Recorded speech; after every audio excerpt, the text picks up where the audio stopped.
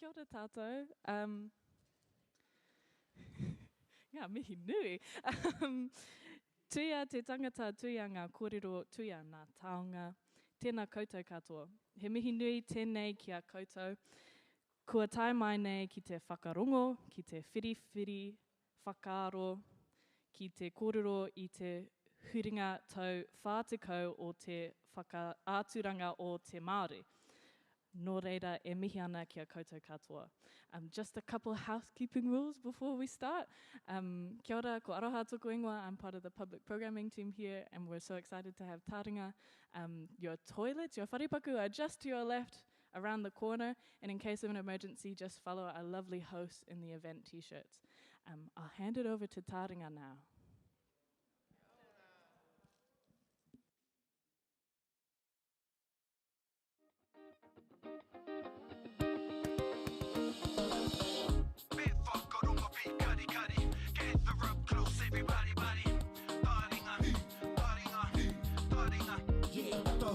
Yo, whakarongo ki te tangi a te korimako. Kōrero flowing out the hooker force. Kaupapa relevant, kaupapa out of bounds, kaupapa exigent, kaupapa paramount.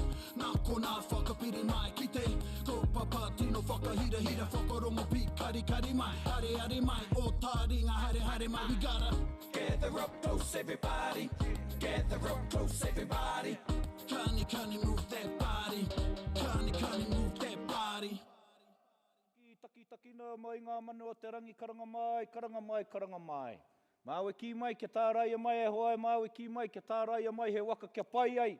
Tū te tau ihu, tū te tau rapa pātatai ai, ake ko koutou ki runga, ko mātou ki raura nei, e mihi atu ana. Tēnā koutou nei, e ngā mana e ngā reo, e ngā maunga whakahi, o te pane, o te ika o Māui, koutou katoa, Ngāti toa rangatira, te ati awa. Tai ana ki a koutou nei, tarana ki whānui, e mihi ana ki a koutou katoa. E whakaaro nui ana, nui ana ki a rātou mā. A rātou ko riro ki te pō, ko riro ki runga ake rā, ki te rua o matariki. Tō tātou ki ngi tū hei te pōtatau te wherowhero. Te tuawhetu, ko kake ake ki a rātou. Te rārangi, ariki ki te pō. Rātou ki a rātou. Ki te rua o matariki, tātou ki a tātou, noho mai ana i raro i te paki. O matariki, tai ana ki tō tātou. Ariki nui, kuini ngā wai hono o te pō. E mihi ana. Kia koutou katoa, tēnā koutou. Tai ana ki a koutou nei. Ngā kaipapuri o te Maori o ngā taonga. E noho mai ana i roto i tēnei whare a tāhua o tātou. Te papa e mihi ana. Koutou katoa te māngai pāho. Me ngā kaitautoko o tēnei kaupapa. Koutou ngai taringa. Tēnā koutou, kia ora tātou. Mai mahara mai. E he anau ki te whakatau nei manuhiri, ingari. Ko mātou ke ngā manuhiri. Nō reira e mihi ana kia kaurua, ko whai wāhi mai nei. Ko whai wāhi mai nei a Taringa, kia kōrua i tēnei a pō. Nō reira e mihi ana kia kōrua. Tēnā koutou. Kia ora tātou. Tika e whakamihara anau ki te pīki o tēnei whare. I rere mai au i te pīki taone o Taumutu. Ka taimau ki tēnei taone paku nei o Pōneke. Ka whakara, ka tai ko te whare a tāhua, ka ore. Ahoi anō he tautoko ana i ngā mihi a taku hoa. Me te aha, he hoki ngā mahara, ki te whakarewatanga o te rangi whakamatua a motu. Hei whakanui, i a matariki, i a pūanga anō hoki. Ko mātou, ko tō mātou, ruanuku ko pau, tira te matapunenga, no mātou te hōnore, te waimari e. Ki te whakarewa i tērā tau, i runga anō hoki ngā manaaki, taku hoa, rangi mātāmua. Nō reira, e mihi ana kei te whānau te papa i tēnei whakaaro nui. Te ahua nei i pai tērā noho tahi, i puta mai anō te reo pōwhiri kia hoki mai a Taringa. O tira, e te iwi tēnā koutou katoa. Taku waia i te aeroplane mode. Nā nōku tonu te he, hoi anō, me rongo koutou i tēnei kōrero. Kei konei te whānau karua e noho ana Ngāti Porou. Nā rātau e tei kupu ne, pōrangi pahi, mo ki te ana ne. Mo ki te pōrangi pahi? Crazy bus. Ana. Crazy bus. Ki te whānau apa nui pe aia. Te pōrangi pahi, me te kamina kei hana. Papa Māori. Ka tai māua ki te hotera, ka pātai au ki taku hoa ngāpuhi nei. He anō te haora me tai, o i tēnei haora. Nai whakapono au ki aia. So it was you. No, te he. Ka noku tōne te he i te mei tuku imera mai tō mātou rangatira. Engari whakapono au. Engari, kua tai mai, koera te mea nui. O tira, kei te hoa, kei te huanga. I tērā taha o tāua, ki roto o te reureu, ki tērā whare o tāua, ki te tikanga, ka mihi kia koe, o tira kia kōrua, a honi ana, anei ko te mana o te ati o, kua tai mai. Tika. He ki te ngā kanohi he hoki ngā mahara, ki ngā mahi kōti roto i ngā tau. Engari, i te wā o te Māori, ko hau tērā e mātaki ana i te rīpene, pēnā i etahi o koutou. I te hoki ngā mai o te Māori ki te whare taonga o tāmaki, ka puta tērā ki te tiui. Engari, ko kōrua i whai wāhi ki te taha o rātou mā, i mahitahi me ngā taonga i te hoki ngā mai o e rā taonga. Kāti ka rongo o nau hoki mehe mei haere rā kōrua ki tā wāhi aua hoi anō. E mihi ana. Kia ora hui tātou. Kia ora. Kia ora. Kia ora. Kia ora. Tēnā tātou. Ka mutu, i tērā wiki, i te wharekai o Kimiora a Taringa, Yeah. e tuku tonu ana i ngā mihi whakamānawa, ki te kāhuariki o tira ki te komiti o te marae i whakai. Nō reira, i That was a big Kimiora, deal. i tērā wiki, anei taku tuahine a Kimiora, i tēnei rā, kōki mai ki te papa. E mihi ana. Ka mai. Taringa kaiwa. Hai. Ka mai. Nō reira. Nō reira. Nō reira. Ewe ka kei a koe. He nui tana kōreo, he nui taku kōreo. Well, we already did some recce on this, but does anyone have a kiwaha? We were waiting for you, Chief. Wa kei a koe e tahi kiwa o tō taha Ngāti Porou. Ka pai. O ana. Tētahi, pēnei au e haere mai nei, kāre mohe ana mehe mei kua kōrero tia tēnei, engari nō roto mai. Taku mohe o i te riu o Waiapu. I au e haere mai ana, i te pōnei, kora ana te haere. Kora ana. Kora ana. Kora ana te haere. Ko rongo kui tērā ne? Kaore. Kao. Kora ana te haere mo te tere o te haere. Ne? Like rapids. Hea? Rapids? Ai. Tino tere. Huke ana te haere. Wake ana te haere. Horo ana te haere. Wawe te haere. Tino tere. Anō ki au he kupu oro, he kupu ona matapaia. Kupu no te kainga tērā, ona matapaia. Ona matapaia. No Ngāti Porou tēnā kupu. Engari, ka whakataitai a Ngāti Porou ki a Ngāpui. Ai. Engari, ko Ngāpui, ki roto i te rao Ngāpui, he S i roto i o a rātou kupu. Must be rā. Kei kone e tai o Ngāpui. Koe nā hoki taku whakaaro. Ina mata ka noho au i te taha o... ko ai, he wahine, taiho, ka hoki mai. E kora, ko mate. Nāna te kaupapa kiwaha i ngā kurereo. Ko ai, mate roa. Taku upoko. Ko mate roa. Ka kōrero mai ki au, ko te kora, kei a tainui meki, kei a kingi tāwhiao te tai waiata. Ka kōrero ia mo te... Te kora rere ahi a mahu e ka. Nā, ko te kora, ko ngā kora tonu. Oh, it's Mahuru Māori, eh? That's why you can't... Ai. I just realised that's why you can't explain it to me in Te Reo Whaka. Ka tae au, ko te kora ko ngā pāki, e puta mai ana i te ahi. He tora ki etahi. He tora. Tora ki etahi. Tora, kau ko te tore. Kau ko tora. Ka au hea te tore. The first one times two. He taki aha. Ka, ko nā tore kei tō karu. Oh. Horoia o tore. Ai, nō reira, kia tika rāne, horoe o tore tore, he rere kei te horoe o tō tore. He tore te tore, he tore tore te tore tore. Ko te kora kora tēnei. Nō reira, ko te kora kora, ko ngā tora tora, ko ngā kimonga o te ahi, ne? E puta mai ana. Oh, those like spark things. A koe ā! Yeah.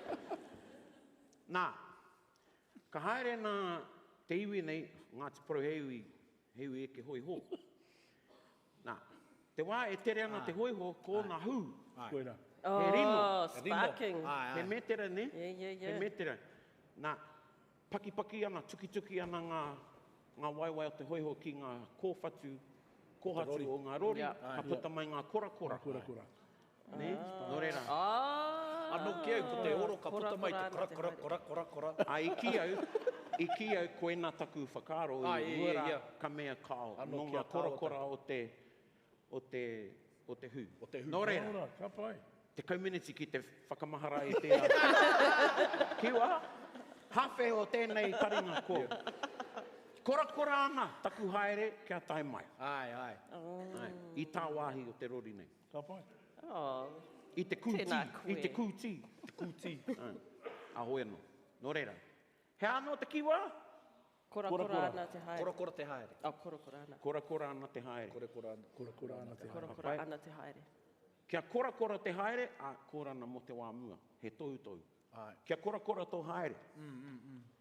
Ka pai? Kia ora. He anō te tore? Pīkako. Pīkaru. Ai, pīkako kei konei, ne? Pīkako. Hika. He hoa. Ai pīsaisai ki. Ko mara mau i nei nā whai anō. Ok, nō reira, koe rā. Kiwa.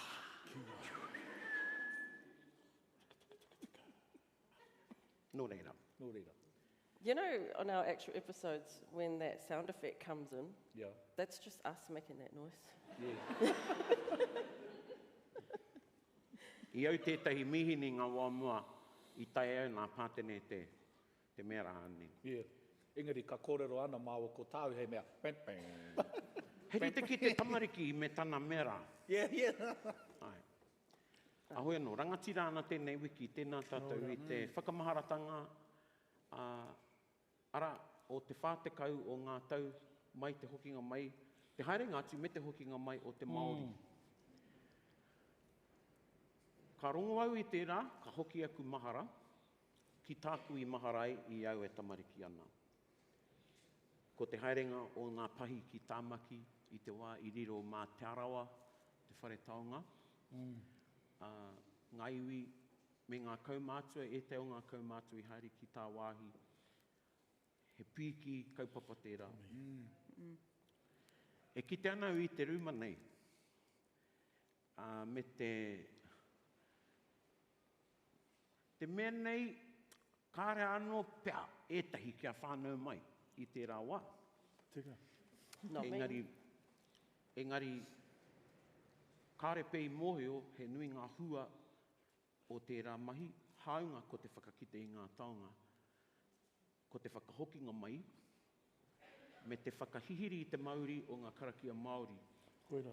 Nō reira, ka whakaaro ki taku koraua, tō tātou rangatira kia koro he nare. Hāngai tonu ki te mahi i mahi rā te matapuninga i te wā matariki, ka kita i te whanaungatanga. Engari, anei kōrua ko haere mai ki te tautoko i te reo pōwhiri o taringa, kia taringa, kaua ki tō koutou tātou kāinga e tūnei, nō reire mihi ana.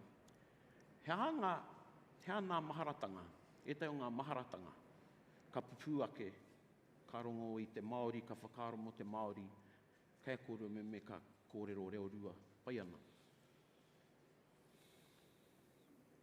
Okay, tuatahi. Kia mōhio mai koe Paraone. I text mai taku tama me te ki dad, kua eke koe ki te taumata. Me te hea te take poi, me mai ki au. Kai te noho koe ki te taho o Paraone, Erika, me pua heiri. Rare no mai te paki whānau. Kua eke a kia whai. Ko heke. Ko heke ki te taitau. Heke eke rālei. Mau te rakoro ki te kato te whānau tibu. Kia moe o rātou ko koe kei te taumata. Ko taku hoi te pō e whakarongo mai ana. Kia ora, kia ora, kia ora. Aku maharatanga, ko au tētahi o ngā tamariki Waimarie, kei i te kura hoto paora hau. Ngā kura Māori i aua wā, taku mohe ngā kura hāhi. Wesley, Chad Brown, Tipene, Ed Tuari, and Craig Dawson, Hato Petra Andre, Pātea me Pauroto Ngaropo. Ara anō atu te katoa mātou, i whakaritea, i whiriwhiria e henini moko mā, pia tētahi rāranga ingoa, ana mātou Waimarie. I Hato Petra. So they didn't know you or anything? Yeah? So they didn't know you aside from a list? Yeah. Oh my God, lucky. Akene peka, tukana ki te tūmai ko te kore me te ki, koe ngā tama pai me ngā kōtiro pai. Akene peka au te tama pai pai. E kore rano tērā. Ko te mea miharo kia hau. Ahakoa, te kaumā wari noi ho taku paki ki ai. Tamariki wāwahi tā. Ai, māta katoa, i te whakaro ke mātou ki te haere ki te kāinga o Miki Kiore, Disneyland. Ai. Amerika.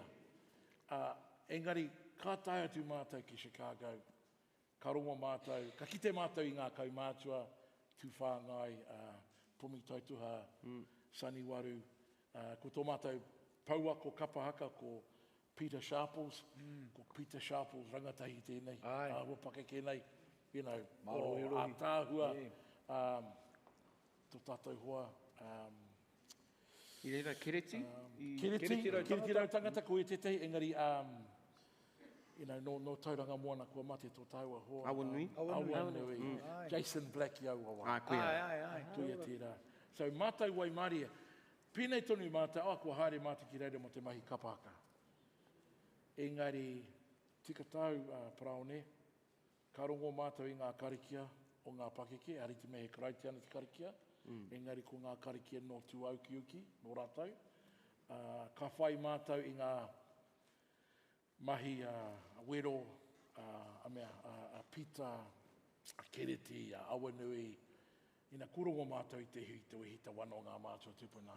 Uru ana mātou ki ruti te whare taonga o reira. Tērā pohe e whare Māori. Era maharatanga katoa, ka ngahoro mai tēnei wātune nei, brother. Hea tō mahi, he mahi kaputi hea? Te nui ngō mātai, haere mo te mahi kapahaka noiho, he tamariki whakangāhau. Ngā pake ngā mātua ko tarātai mahi, he noho ki te taho ngā taonga, whakamārama, noho noiho rānei.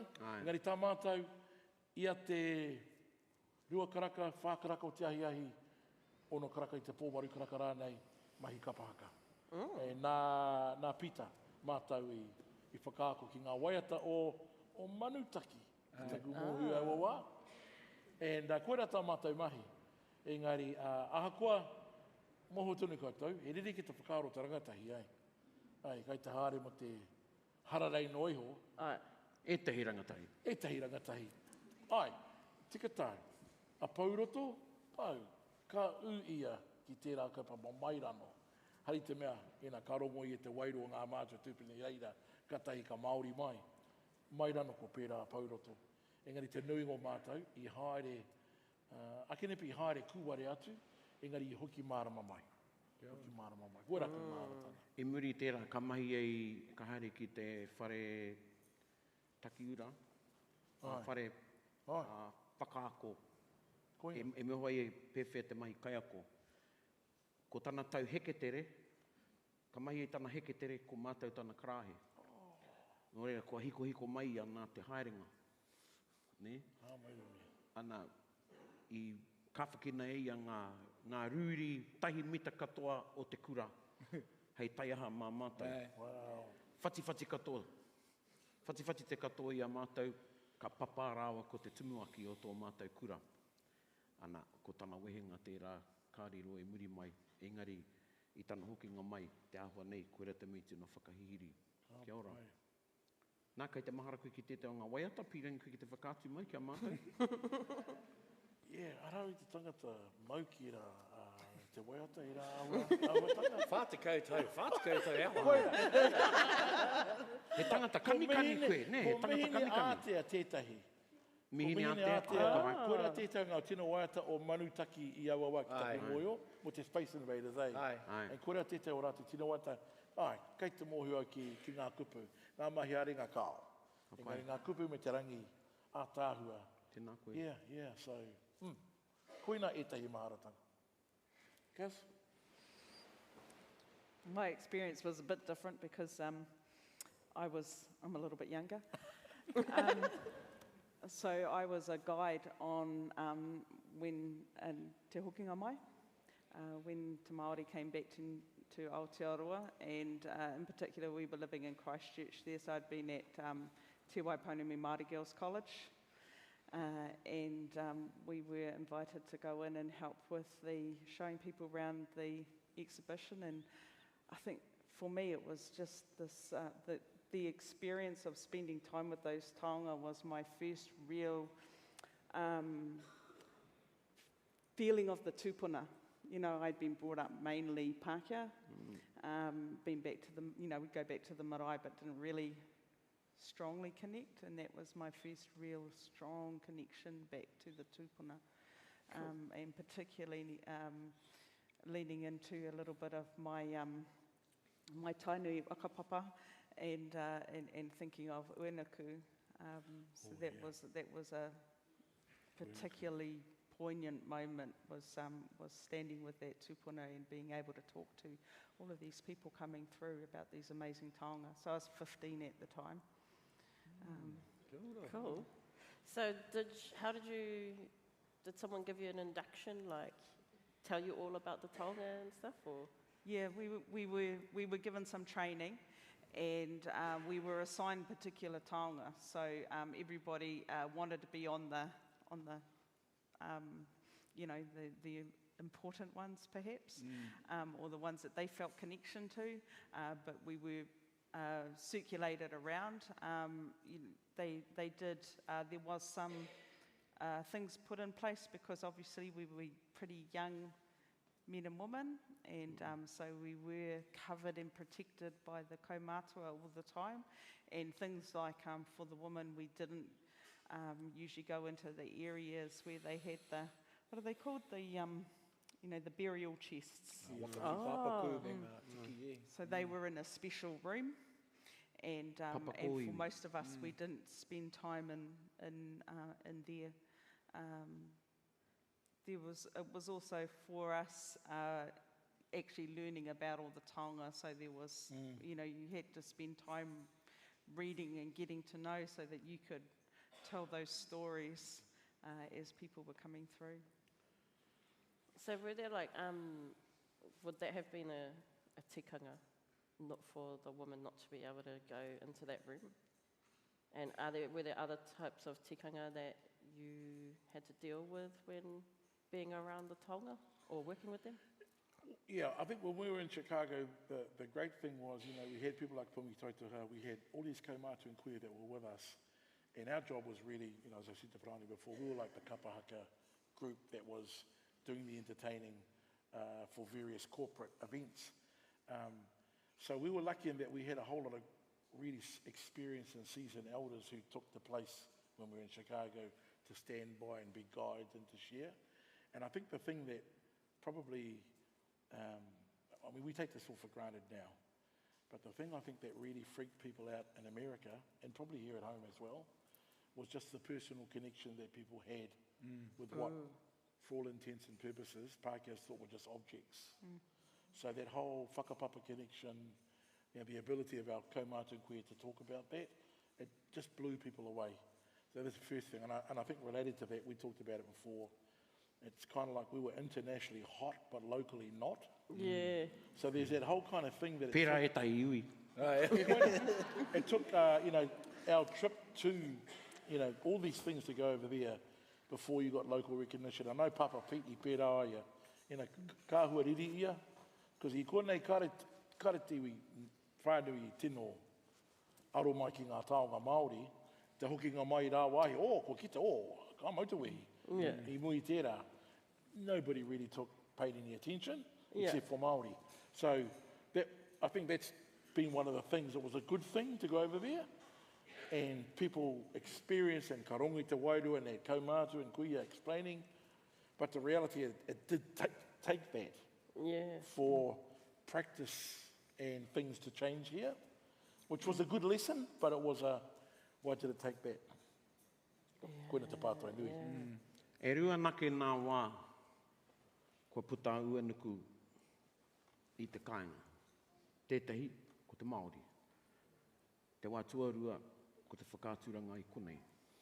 Whakāturanga o tainui, o ngaiwi o tainui. He kōrero tēnei i rongo rāu i te wā i haere ua nuku. Kia mohe o koutou. Ai, e pai ana kia kōrero te au. Ko te kaitiaki o uenuku he pūngā werewere. Ke roto i nā kōrero tuku i hoa tainui. Ki te kite koe o uenuku e tuana, kei o na pihi, te whare tukutuku, whare pūngā werewere, te whare tukutuku i ngā wā katoa. Ka haere nā kaitiaki, ka whakapaipai hia. Awa ke tara, whare tukutuku anō kei reira. Ko kike mātou ki ngā kaimahi o te miuhiama nui whakamiharo o Te Ao Mutu. A koe rai whakamiharo ai i te me kei reira uenuku. Waiho te whare tukutuku. Ko te pūngā werewere te rai mahi nei tāna mahi. Takurongo te wai haere uenuku ki tā wāhi, ka mohe o te hunga o tērā taha, o tēnei taha anō ki he pūngā werewere. Ka mahi rātau i te rehu, i te prei, i te paitini, i ngā mea katoa, hei patu i te pūngā werewere, kia kau e tai ki Amerika. Ka noho iei tana kanateina, ara, ana, whakatūngi anō uenuku, o ti ana ngā karakia me rā mea, awa ke te rā, pūngā werewere, whare tukutuku. Mai tērā wā, mai te wā o ngā mātua tūpuna he pērā tonu. Ka takotoa nā uenuku i tana papa, ko tētei tikanga nā ngā kuia me ngā kraua i te wā i haere uenuku. Me nohoa uenuku i te māramatanga i ngā wā katoa. Nō reira ngā wā e noho ana, e whakata ana rānei a uenuku i tana papa, ka whakauru e mātou ka waiho he raiti ki roto. Whakakāngia i te raiti, ka mētai, hea tēnā mahi. Ki te riri a uenuku, ka pāpea tērā ki tētahi rānei ne. Nō reira, kuira e tahi o ngā kōrero i putai ki au, i te wā, i ki te au e uenuku ka rongo i ngā kōrero. Ko kore pērā kōrero e puta, mehe mea, kāre uenuku i haere i te Māori. Ai. Nō reira, kuia. Ai, a koe kōrero tika ngāna ka puta mai, ka hoki mai e rā. Koe nā tō pai. Nō reira, kei te kitau i o ringa, kei te pēnei koe. E whakaro ana ki e rā atu o ngā taonga mena rānei. Ko reira he kaitiaki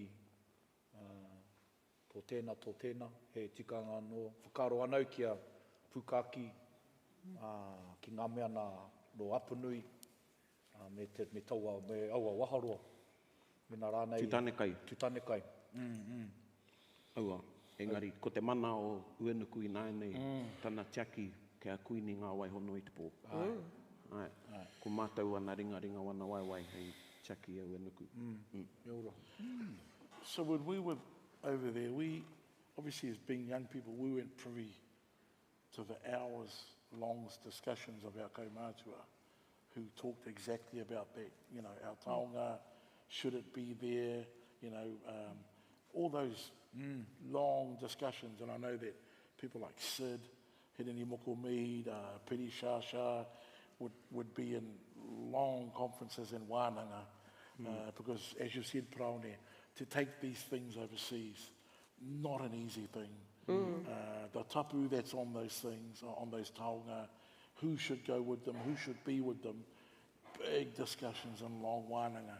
And all we were able to see, a bit like what you said before, Paraone, we were just able to see them without any knowledge of the hours and the wānanga that had gone on beforehand that enabled that stuff to happen. I think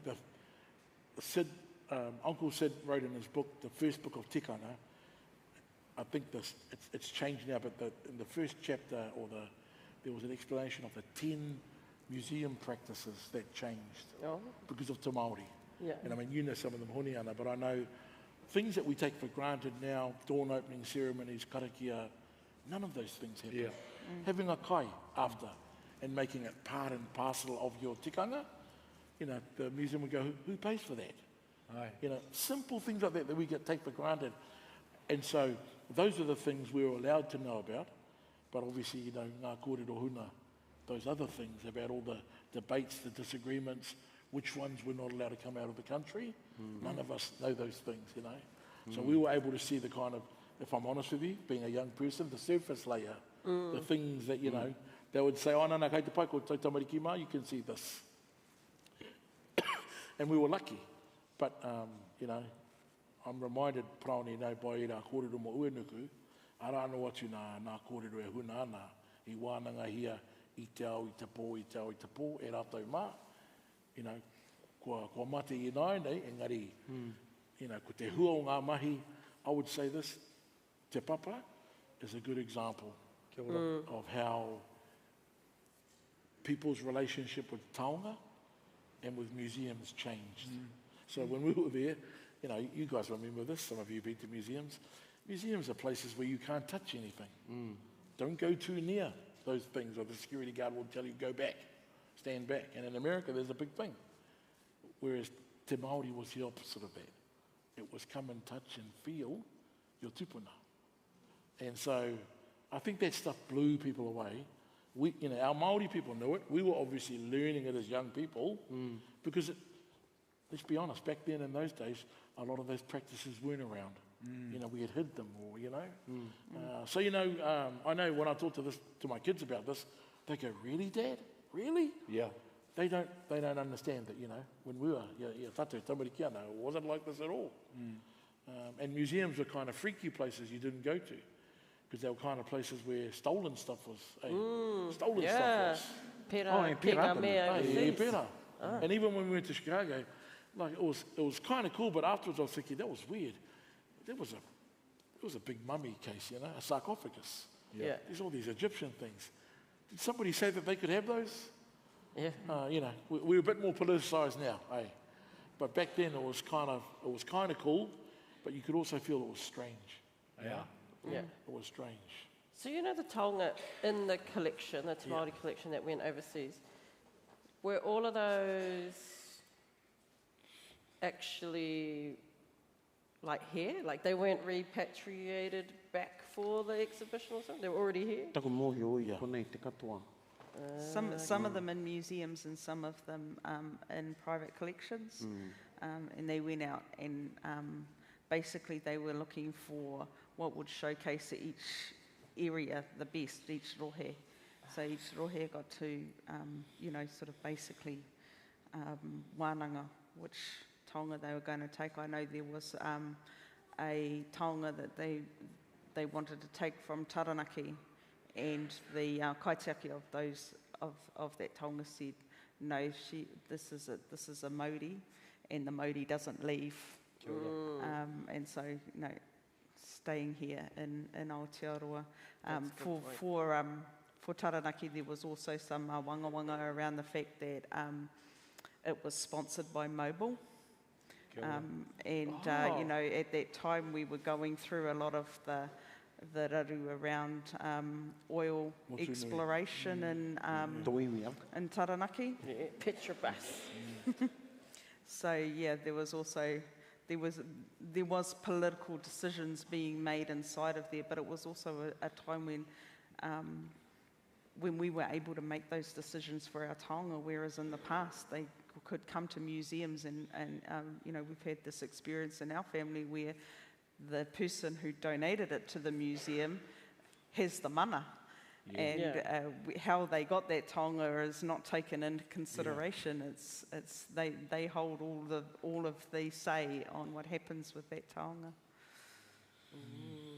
I think, you know, kei te mihi au ki te papa, And also Te Māori, I think, enabled Te Papa through, all of the commitment to biculturalism, to having Māori positions, arapata, you've got all these roles, you've got people here, we were talking about it before, who have taken on museum studies to become curators. And the iwi residents. Ko kore e rā mahi. So there's that. I think the other thing is, I think about the repatriation mahi that really Te Papa has led, and it did come off the backs of Te Māori when our people went over there and said, hey, what are those things doing there? Who gave those people e rā taonga?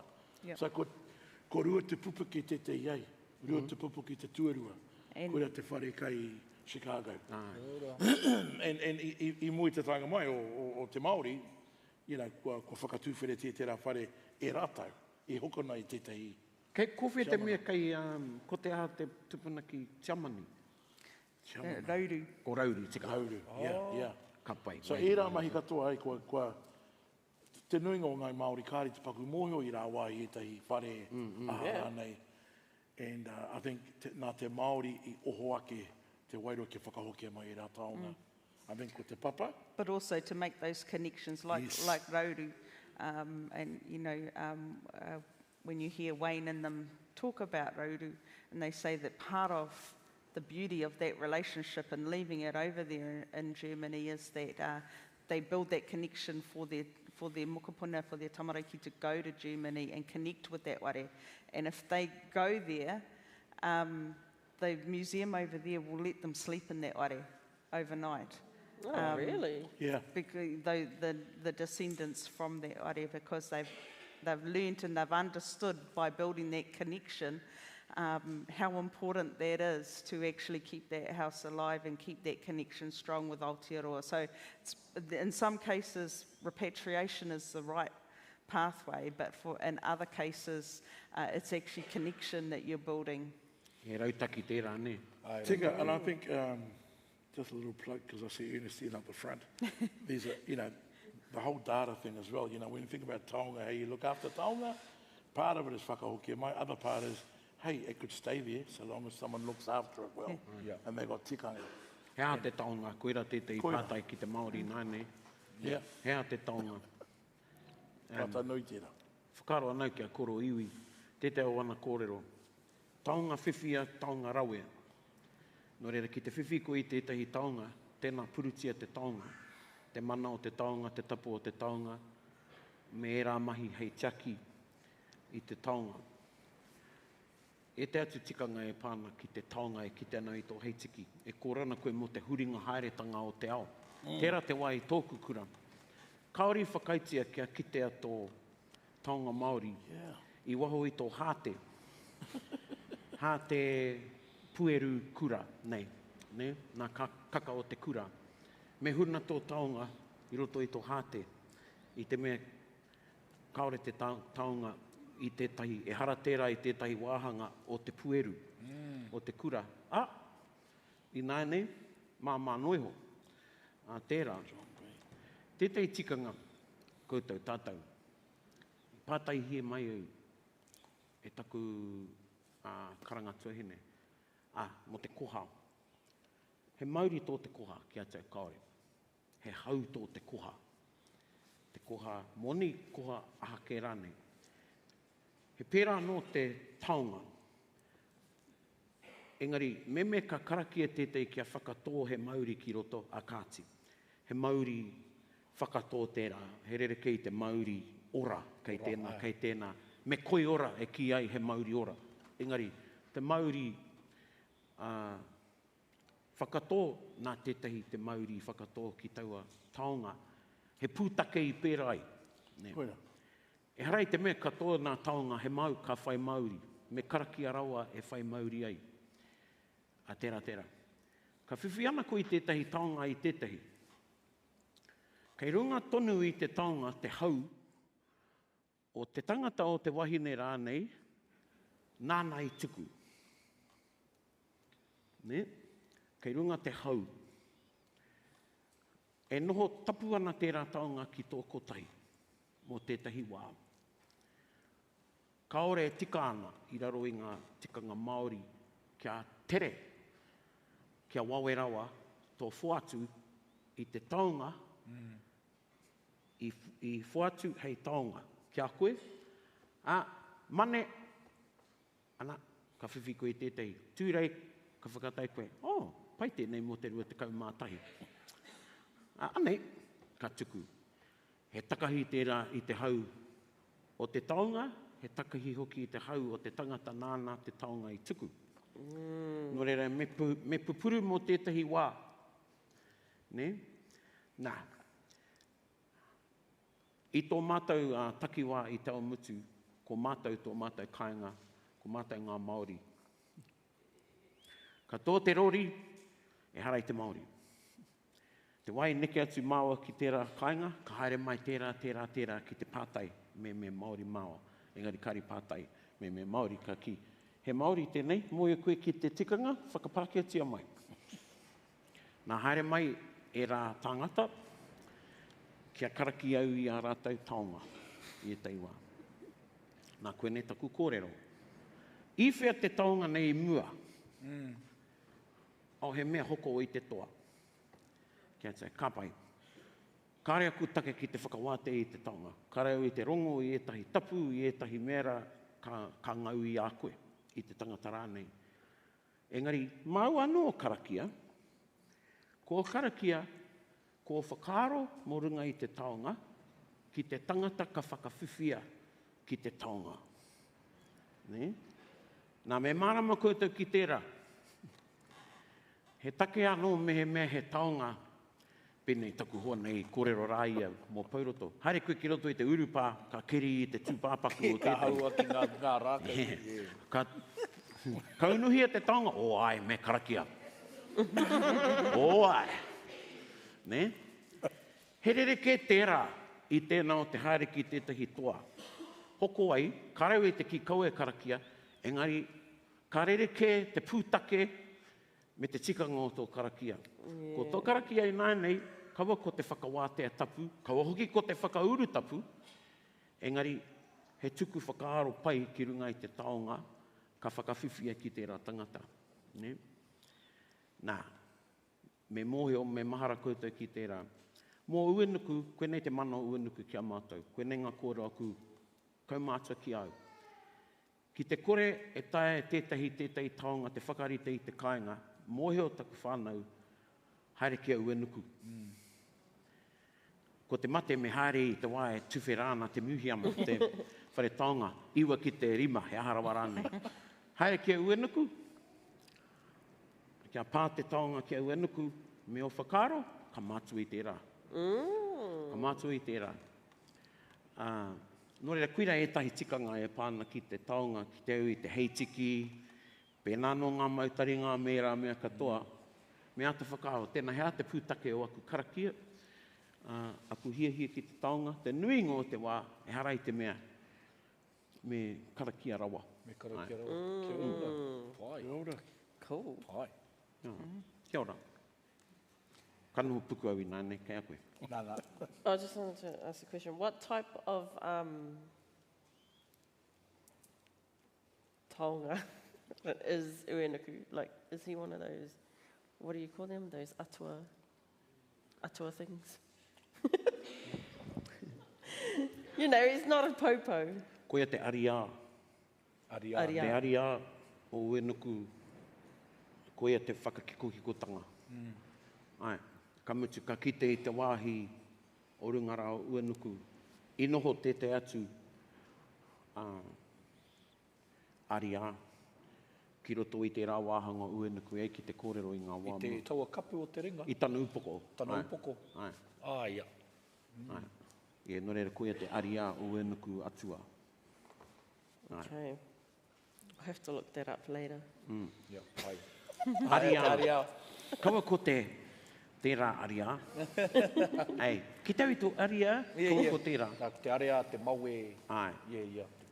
Te āhua. Ai. Okay. Ai, ruki api tērā mea. Yeah, I'll riki up later. Ka pai. Whakaro ana ki ngā taonga, ka hoki aku mahara ki taku karangatahi. Miro Pākehā ki rangona i tēnei kōrero. So, when they came back to Auckland, my aunties, uncle and my cousin, they went to go see it. And my cousin come back, he was not but 10 or what by then. But he came back and they said he was speaking in tongues. Oh. Wow. But they... Tō reo tērā. Yeah. Tore. Ka wērere mai koe tau, ai? Yeah. But he come back, something had happened. And I tutungi ai a tētahi taonga a harānei. Hei ko tā rātou i te kōrero a rero ia. Engari, ka tukuna ia ki tētahi kia naki. I te kōrero Māori ia. And e ara tēnei whānau i te whānau kōrero Māori. But he was affected in somewhat. And that was one story my cousin wanted me to share tonight. And since then, yeah, my cousin's, he's never really got into things like this. Ever since. It's really, poino. I wanted to share that. Being of the collection, did you two ever have any encounters like that? Or see any? My memory is of that sort of thing happening on quite a small scale, but a lot of people were really affected by the taonga in different ways, and it just depends how they, what they had in place to cope with that. And your cousin was lucky; he had somewhere to go, somebody to help them through that. But there's some people who found that journey quite difficult. For me, myself, I think there was a time when I felt very affected by it, and I was lucky I had the aunties there. My Taranaki aunties are quite pragmatic about that sort of thing, and they just deal with it. And, moving between the seen and the unseen world is just normal for them. So, they sorted it. We were kids, and we were looked after, we were covered, and if anything affected us in a way that they were concerned about us, they'd take us out of there, they'd sort us out, and there were some that didn't come back. And that's not their journey. Similar to you. I mean, my mother and father, they had ways of protecting us, but I think I recall similar, kind of experiences that other people had. And I like your story there about what journey were those people on and who did they have for them. I know that, the kaumātua and kuia who were at Te Māori, I think they went to great lengths to kind of explain to people these types of things.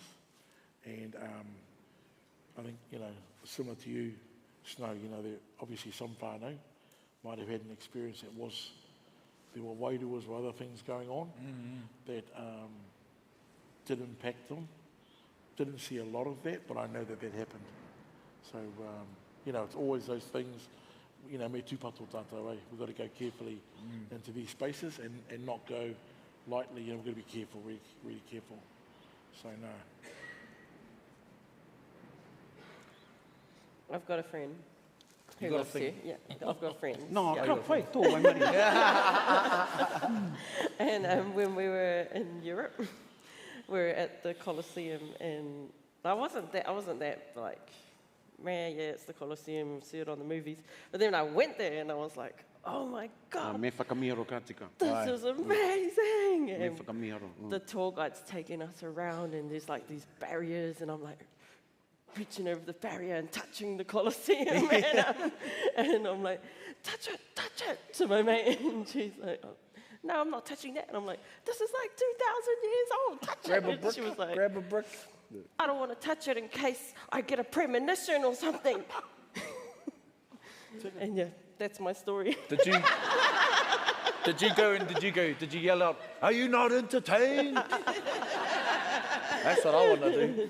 I te tatareo kia puta mai te kehua o Bruce Lee Or Bruce Lee or... No, that's what that speaking in tongues situation reminded me of. Oh, yeah.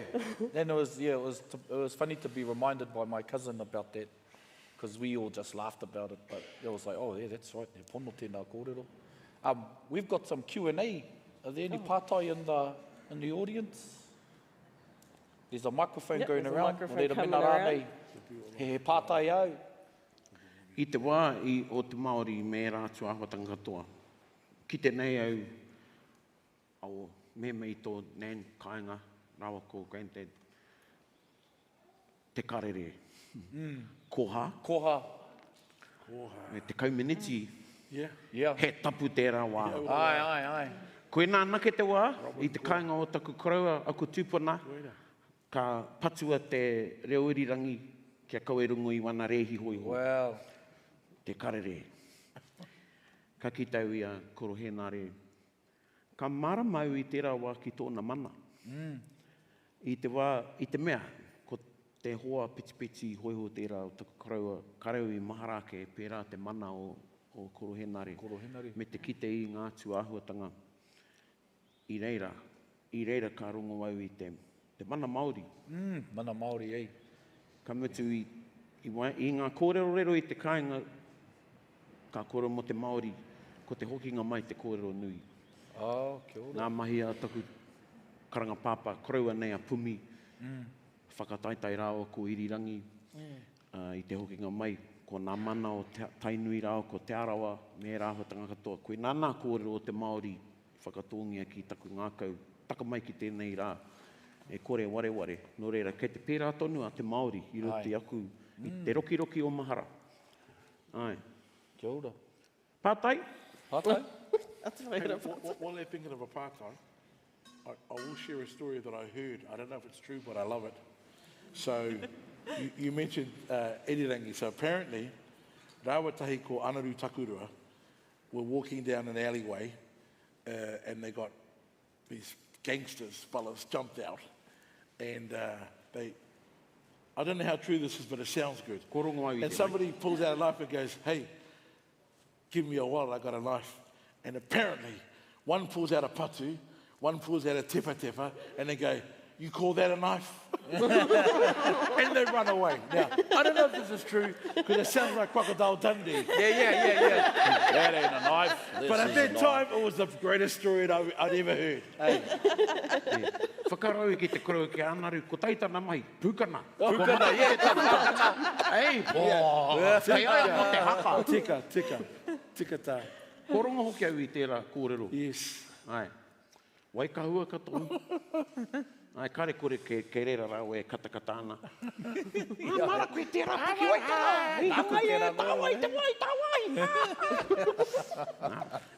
And Prana, you said before about karakia and all those things. I mean, it was also one of those opportunities, you know, te whakakotahitanga o ngā iwi. Ai, ki tētahi wāhi, ai, mo te kaupapa Māori ake nei. But our people coming together as they were. So what Papa Sid always said to me was, yeah, we had karakia before Te Māori. But I think once our, Kraitiana Māori saw Tū Whāngai and Pumi and others and Sani Waru and others doing their taki, people came back home and said, hey, me whakaora tātou i era karakia. And, Papa Sid said to me, that was a big thing. People don't know that, they don't understand. You know this, but it was one of those epoch events, those epic occasions. Oh, absolutely, yeah. Where our people are observing how other people do things, and they go, hey, we got to do that. And they came home and they had wānanga. And same with the reo, in those days the reo was still, pakanga tunu tātou. We had a few kura kaupapa Māori, I think, in those days. Kohanga reo was alive, but there were all those things coming together all at once, eh? And I think Te Māori was part of the wave, and our people kept on riding it, and the beautiful thing was it came from our people, and it was on the backs of our taonga, really, that really brought us together. So, kei te mihi tonu au, kia rātou. Ka mahu e taku poroporoa kia kara. Yes. Tika. A hoi anō e koro, mo taku he. Engari, ko te hui tū ai waiwhe tū, ko nā hua i putai, tahi anō ka whakanuitia te whā te kau, te hoko ruatanga. I roto au i te wānanga i te wai puta i tērā ingoa kia moe koutou ngai kohanga reo mā. Oia no, koira kohanga reo, te Māori, ana, i waiata tia wakahui a tā rātou waiata tau tahi mana iwarau, iwa takau māwaru, tā rātou waiata ringa. Ka i tū he hui, ki wai whetu, i ngā tau kua pahure, i tai ake, ngā pakeke, o ngā rohe katoa, tahi ka kōrero, ratau katoa, he nui ngā kaupapa, i puta mai, ana ka haere te waiata. Nā, koera tērā waiata, e mihi ana ki a kara, ana koera te whiti whakamutunga, he mihi ki aia. Nō reira, ka mihi ki tērā hui. I te mea, ka puta te tūmana hoki te kohanga reo, i reira anu hoki ngā whakaro, i tērā wā kāre rata i mōheo, engari ko te Māori. Nō reira, e kara koutou mā, e mihi ake ana. Ai. Also saw the rise of things like tū tangata. Tū tangata. And some of those, the schemes when lots of us ended up working in Māori affairs. Kōkiri centres, all those. Te wānanga o te aroa? Yeah, the kōkiri centre. Ko te kōkiri tonu ki a mātou, te kōkiri. Ai. Waipa kōkiri. No, he was a great man, he was a visionary, and there was an army of them that really came through the Māori Affairs Department. I think of Auntie Eddie Tana, Te Whiwhirangi, you know, Neville Baker, you know, Kara, Tāmati Reedy, you know, tērā reanga o rātou, and they all worked hard to find a pūtea heitotoko i nei, kia whakatirana hia e nei moi ia. And yeah, a different time obviously. Hey. Mahara koe ki te Māori? I used to waitress for Māori Tautari. Oh, in Māori affairs. Auntie Māori. No, amazing. Me mihi ka tika. Tēnā toa mai tō ringa me mahara na koe ki te hokinga mai. Toa mai tō ringa. Wari te kaumā... Yeah. Wari te kaumā whawa? Rawa nau i tai ki te Wari te kaumā ono? Ono. Toa mai tō ringa. Ono ai, e hoki mai. Ngā wā o ngā kākau i mau ngā wahine i ngā whakamahana waiwai. Ngā keto prata. Koina. I a koe te tai. He keto prata. Tika. Tika e toko iti. Toko iti, yep. A koe rāne, mahara koe. Ki te hoki mai. Nā, rawa no kia tai ki te... Rawa no i tai ki te kotahi tau. Te tai atu mea nei, e whakamiharo no, e whakamiharo ana i au, i tonoa kereti, e henare tu whange kia tuhia he mataora ki tana mata. Mahara tono ki te tai. Yeah. He kākariki. He kākariki, ei. Right. He kākariki. So if you go back to any of the footage in, is it New York? Is that the New York opening? O tētahi oera, Tētahi oera, yeah. Ko tāhimi, ana, ko rātou mā. And I ki tau i henare tu whāngai, whakaroa, he mataora tōna i awa. E nau anō te koro ai, tuhi ara e kereti rau tangata tētai, ki tana mata. Beautiful. You know. Ko reo tonua kereti mō tērā. Ai. Ka me, ki ara ia e tētai, pirangi te koroheke ki te kite a koe. Koena tāna ko te koroheke. Pirangi te koroheke ki te kite a koe. Hea. Ana ka tai ki aia, koera tana tono. Ai, mahi a mai e tā moko. Man, awa tūna. Any pātai? Tētai mea, ia koutou e whakaro pātai ana, ki tau taku tuahine e hiria, ane anō e tai. Te wai haere mata ki ātīria me tiamana i te tau ka mahue nei. I raro i ngā manaakitanga māoko ngā huia, hei tuara mō taku tuakana mō te here kie, me te kāhui o te papa. I raro i te kaupapa o karanga Aotearoa, ki te whakahoki mai i ngā kōiwi me ngā upoko tuhi. Ngā toimoko. Pai kia te kupua tā Derek. Koe taku tangata i te wānei. Ka rewe kōrero he hae. Mai rāno, engari, nai nei hō. Mai. Ka tei te tangata nui wana raho kuia. Nā, tētai o ngā whare taonga, ko te mahi whakamutunga a tikanga nei, ka tū tētahi mea e tuwhera ana ki te katoa.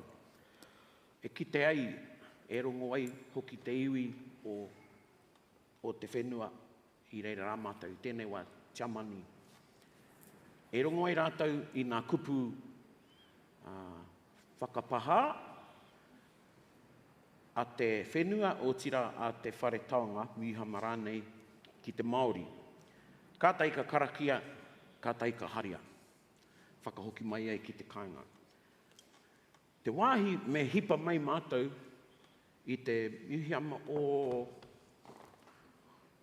ako aitiria tēnei, ko Vienna. Me hipa mātou i ngā tūpāpaku o te ao. I hipa e kite ana, ne? Kei rō kraihe. He tūpāpaku, he upoko tangata, no haina, no ihipa, no Afrika. Is this on display? Ai.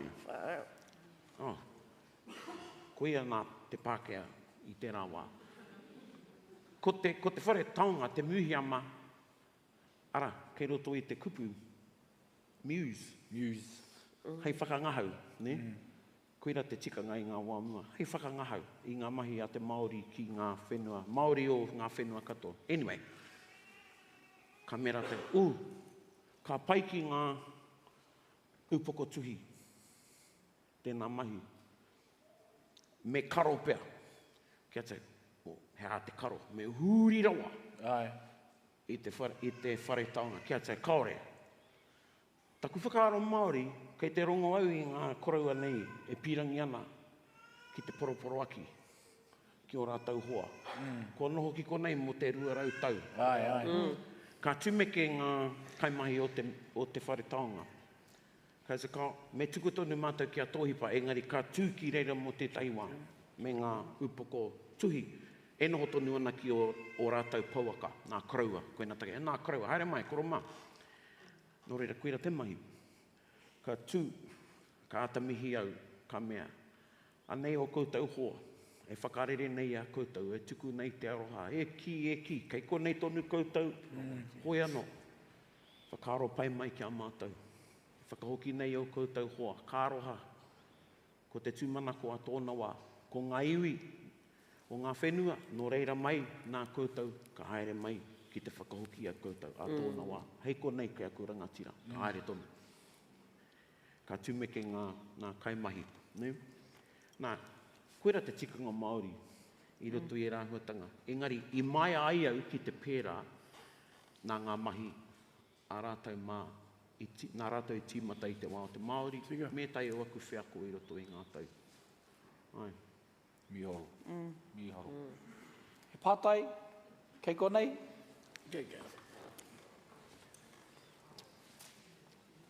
No ngā pui ia, me mane poto. Tēnā tātou ngai taringa mā, kia koutou. Tēnā koutou, te papatunga rewa. He mea miharo ki te noho, ki te wakarongo ki tēnei kōrero. Engari he pātai mā kōrua. AT, honi ana, you've had such illustrious careers in our whare taonga, looking after our taonga, but also with your work to strengthen our tiriti,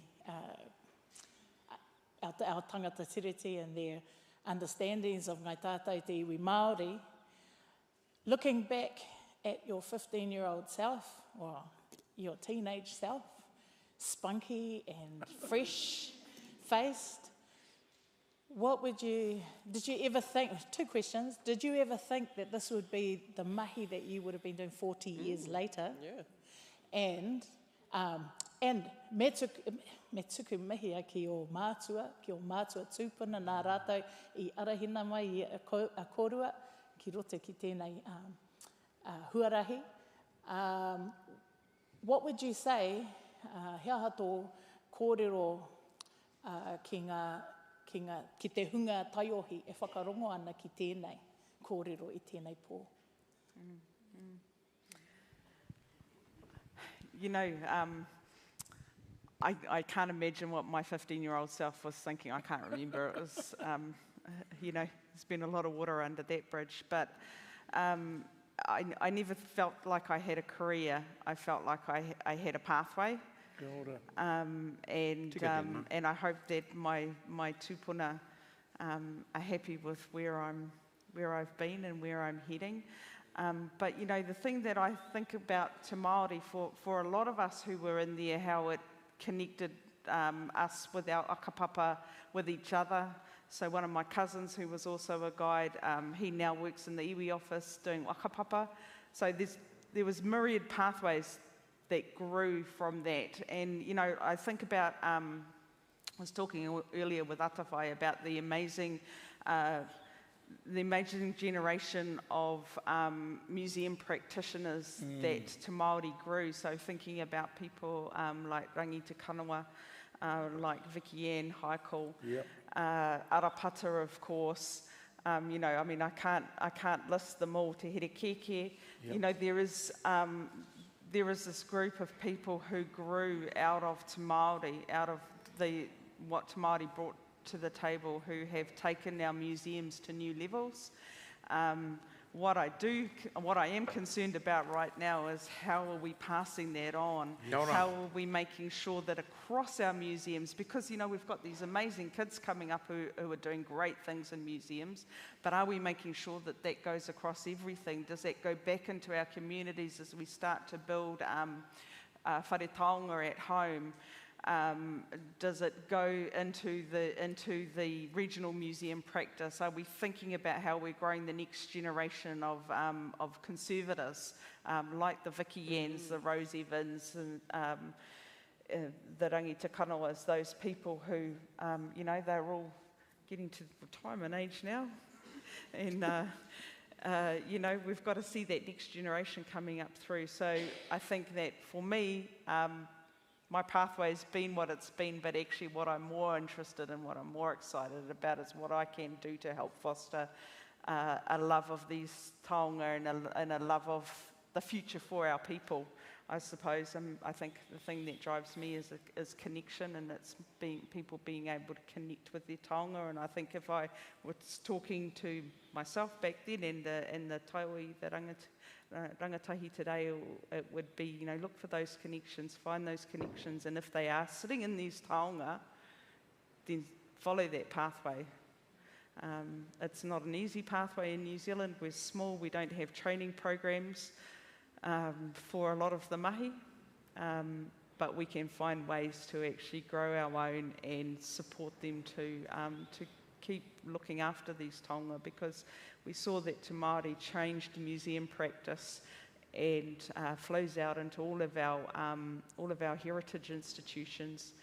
And as we start to take that back and really activate our own mana motuhake, then we're actually going to need to grow that for communities as well. So that's why I do what I do, I think, I hope. And yeah, it's the future that I'm interested in. Tautoko, and I think at the heart of it is identity and connection, and I think as long as we stick with that, we're fine. I think that's the thing I've learned. You know, sometimes people worry about AI, all these new forms, but I think what Te Māori has taught us, and all the things that we do teaches us, it all goes back to whakapapa. And we talked about that before. And I think if we stick to that, we're fine. Once we lose that, I think we're in trouble. Kia ora. Koina. Taku pātai kia koe. Kau. Nō re rei ki te koe a miki ki ore. Piki. Kao. Engari kia pono taku kororo, Chief. Anei.